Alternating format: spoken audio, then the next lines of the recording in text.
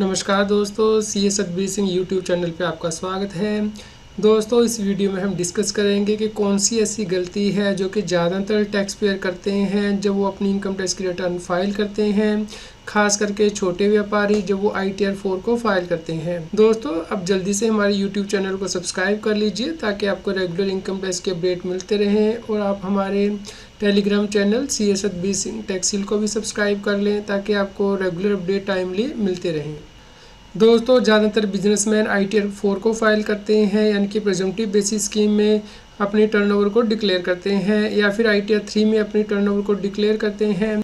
दोस्तों, जब यहाँ पे टर्नओवर डिक्लेयर की जाती है ITR 4 में, तो यहाँ पे दो रोज़ होती हैं, यानी कि जो अमाउंट आपने बैंकिंग चैनल से रिसीव किया है, अकाउंट पे ही चेक, अकाउंट पे ही ड्राफ्ट या इलेक्ट्रॉनिक क्लियरिंग सिस्टम से, वो आप सेपरेटली रिपोर्ट करते हैं। जो अदर मोड से वो सेपरेटली रिपोर्ट करते हैं।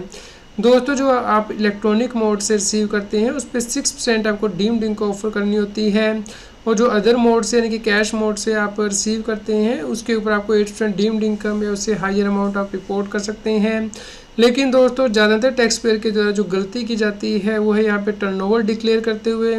जैसा कि आप देख रहे हैं कि यदि 20 लाख रुपए से ज़्यादा की टर्नओवर हो जाती है तो उस केस में आपको GST नंबर लेना भी ज़रूरी हो जाता है। तो यहाँ पे यदि आपकी टर्नओवर 20 लाख रुपए से ज़्यादा हो गई है सर्विसेज के केस में,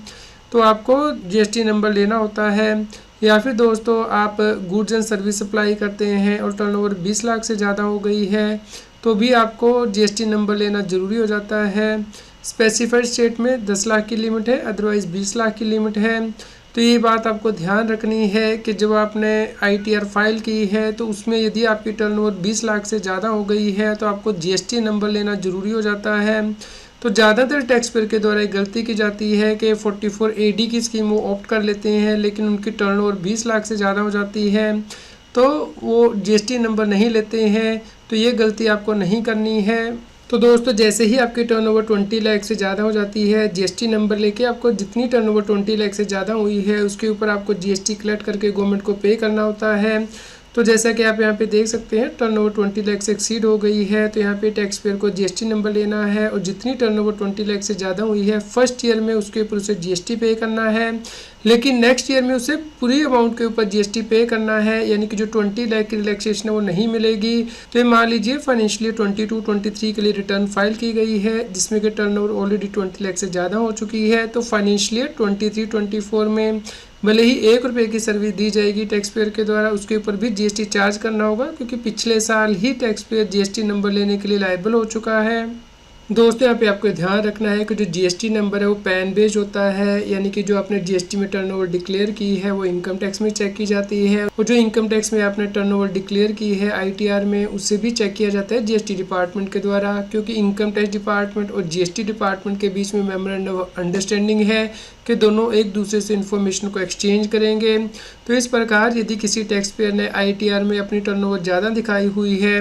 थ्रेशोल्ड लिमिट से ज़्यादा, जहाँ पे कि उसे GST नंबर लेने की ज़रूरत थी और वो GST नंबर नहीं लेता है, तो उस केस में GST डिपार्टमेंट के द्वारा उसे नोटिस भेजा जा सकता है।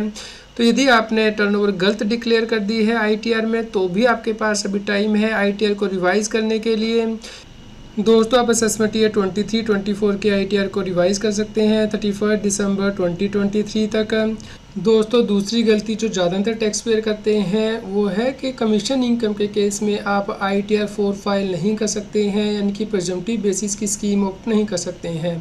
दोस्तों, यदि आप 26AH देखते हैं टैक्स पेयर का तो वहाँ पे आप देख सकते हैं कि सेक्शन 194H ही इसका है कि यदि कमीशन इनकम व्यक्ति को होती है तो इस सेक्शन के अंतर्गत TDS काटा जाता है। तो यदि इस सेक्शन के अंतर्गत TDS कटा है तो इसका मतलब है कि टैक्स पेयर को कमीशन इनकम हुई है, और इस केस में ITR 4 यानी कि प्रेजम्पटिव बेसिस की स्कीम को ऑप्ट नहीं किया जा सकता है, आपको ITR 3 फाइल करनी होती है। दोस्तों, एक और मिस्टेक जो टैक्स पेयर के द्वारा की जाती है, यदि उनकी इनकम 5 लाख से कम है तो वो इनकम टैक्स की रिटर्न ही नहीं फाइल करते। उनका ये कहना होता है कि उनका कोई टैक्स ही नहीं बनता है। दोस्तों, आपका यहाँ पे ये जानना ज़रूरी है कि इनकम टैक्स एक्ट के अंतर्गत रिबेट दी गई है 87A के अंतर्गत कि यदि कोई व्यक्ति रेजिडेंट इंडिविजुअल है जिसकी कि टोटल इनकम 5 लाख से ज़्यादा नहीं है तो उस केस में उसका कोई टैक्स नहीं लगता है, यानी कि 100% इनकम टैक्स की रिबेट मिल जाती है। लेकिन दोस्तों, यहाँ पे आपको ध्यान रखना है कि यहाँ पे इनकम टैक्स की रिटर्न को फाइल करना मैंडेटरी है। यदि आपकी जो इनकम है 2,50,000 से ज़्यादा हो जाती है as per old tax रजीम and as per new tax रजीम also. तो दोस्तों यदि व्यक्ति इंडिविजुअल है, रेजिडेंट हो चाहे नॉन रेजिडेंट हो और उसकी age less than 60 years at any time during the previous year और उसकी इनकम 2,50,000 से ज़्यादा हो गई है तो उसके लिए ITR फाइल करना मैंडेटरी है। लेकिन दोस्तों यदि व्यक्ति रेजिडेंट है या नॉन रेजिडेंट है, एज 60 ईयर्स एंड मोर है बट लेस देन 80 ईयर्स है, तो उस केस में ITR फाइल करना मैंडेटरी है यदि उसकी इनकम 3 लाख रुपये से ज़्यादा हो जाती है ओल्ड स्कीम के अंतर्गत, या फिर यदि वो नई स्कीम ऑप्ट करता है तो 2,50,000 से ज़्यादा हो जाती है। और यदि उसकी उम्र जो है 80 ईयर या उससे ज़्यादा हो जाती है, भले ही व्यक्ति रेजिडेंट है नॉन रेजिडेंट है, तो उस केस में ओल्ड टैक्स रजीम के अंतर्गत जो एग्जम्पशन लिमिट है 5 लाख है, यदि इससे ज़्यादा इनकम हो जाएगी तो उससे ITR फाइल करना मैंडेटरी है। और नई टैक्स रजीम के अंतर्गत 2,50,000 से ज़्यादा इनकम हो जाती है तो उसके लिए ITR फाइल करना मैंडेटरी है। दोस्तों कई बार टैक्स पर ये गलती भी करते हैं कि वो कहते हैं कि उनकी तो कोई इनकम ही नहीं हुई है, जैसे या फिर सिर्फ एग्रीकल्चर इनकम है तो उन्हें ITR को फाइल करने की आवश्यकता नहीं है। दोस्तों ऐसा नहीं है, ITR को फाइल करना मैंडेटरी हो जाता है यदि किसी व्यक्ति के द्वारा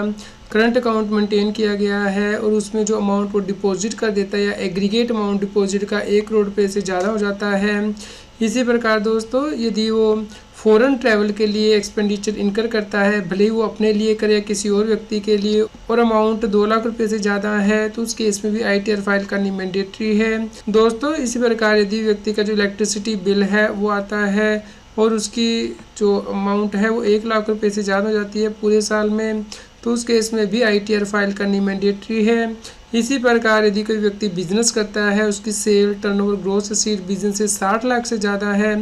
तो उस केस में भी ITR फाइल करनी मैंडेटरी है, भले ही उसे प्रॉफिट हो या फिर लॉस हो। इसी प्रकार यदि कोई व्यक्ति प्रोफेशन कर रहा है और उसकी जो ग्रॉस रसीद है 10 लाख से ज़्यादा हो गई है,